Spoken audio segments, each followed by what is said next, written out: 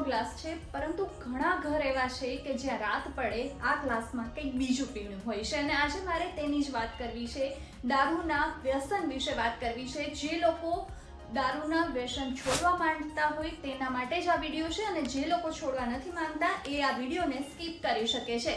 જે લોકો ખરેખર દારૂ છોડવા માંગે છે, તો આજે હું બતાવીશ કે તમે કઈ રીતે દારૂને છોડી શકો છો, અને સાથે જ વાત કરીએ તો દારૂ છોડવાથી શરીરને કેટલા ફાયદા થાય છે. આ તમામની વાત કરવી છે આજના વિડીયોમાં. ફરી એક વખત કહું છું કે જે લોકો દારૂ છોડવા નથી માંગતા તેમને કંઈ ફરજિયાત નથી, તે આ વિડીયોને સ્કીપ કરી શકે છે. અને જે લોકો ખરેખર દારૂ છોડવા માંગતા હોય, તમારા મિત્ર, તમારા ફેમિલી મેમ્બર્સ, તો એની સાથે આ વિડીયો શેર કરજો. કારણ કે ગુજરાતમાં દારૂબંધી છે, છતાં પણ ઘણા બધા ઘરમાં રાત પડે દારૂ પીવાય છે, અને તેનાથી ના માત્ર આપણા શરીરને નુકસાન થાય છે, આપણી ફેમિલીને પણ નુકસાન થતું હોય છે.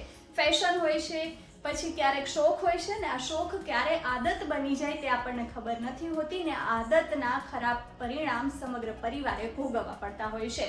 સૌથી પહેલા તો જો તમે દારૂ છોડવા માંગો છો તો કોઈ એવી જડીબુટ્ટી નથી કે જે તમને દારૂ છોડાવી દેશે. તેના માટે તમારે એક વસ્તુ કરવાની છે, ને એ છે તમારું મન મક્કમ કરવાનું છે. સૌથી પહેલા જો તમે દ્રઢ નિશ્ચય કરી લેશો કે મારે દારૂ છોડવો છે, તો કોઈ એવી તાકાત નથી કે જે તમને છોડતા અટકાવી શકે. બીજું, તમારે જ્યારે પણ તમને દારૂ પીવાનું મન થાય તો તેની બદલે કોઈ હેલ્ધી ડ્રિંક પીવું જોઈએ.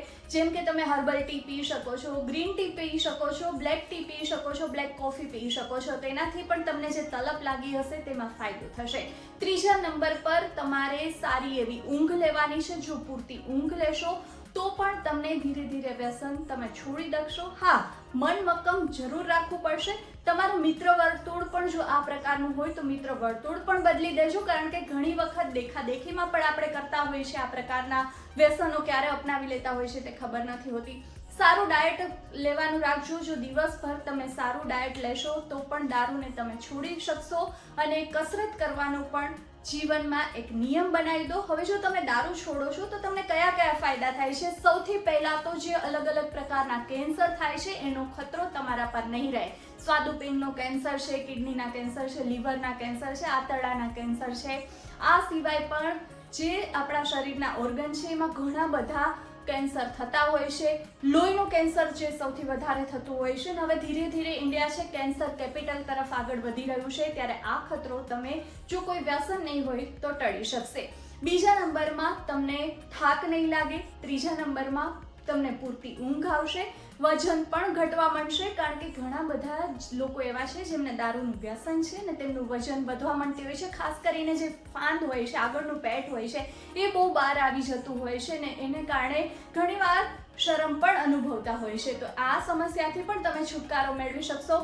સાથે તમારી એનર્જી લેવલ અલગ પ્રકારનું હશે. તમે તમારા ફેમિલી સાથે સારો સમય પણ પસાર કરી શકશો, અને તમારું વર્તન છે એમાં પણ સુધારો આવશે. કારણ કે ઘણીવાર એવું થાય છે કે દારૂ પીધા પછી વ્યક્તિને ખબર જ નથી હોતી કે શું કહી રહ્યા છે, શું કરી રહ્યા છે, અને તેના પરિણામ પરિવારે ભોગવવા પડે છે, અને ઘણી વખત જે તે વ્યક્તિને પણ ભોગવવું પડતું હોય છે.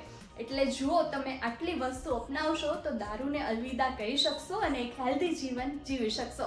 જો તમને આજનો વિડીયો સારો લાગ્યો હોય, હેલ્પફુલ લાગ્યો હોય, તો તમારા મિત્રો, તમારા ફેમિલી મેમ્બર્સ કે જેને દારૂનું વ્યસન છોડવું છે એમની સાથે શેર જરૂરથી કરજો. અને તમને આ વિડીયો પસંદ પડ્યો હોય તો લાઈક, શેર, સબસ્ક્રાઇબ કરવાનું ચૂકશો નહીં. ફરી મળીશું એક નવા વિડીયો સાથે. ત્યાં સુધી આપજો રજા. નમસ્કાર.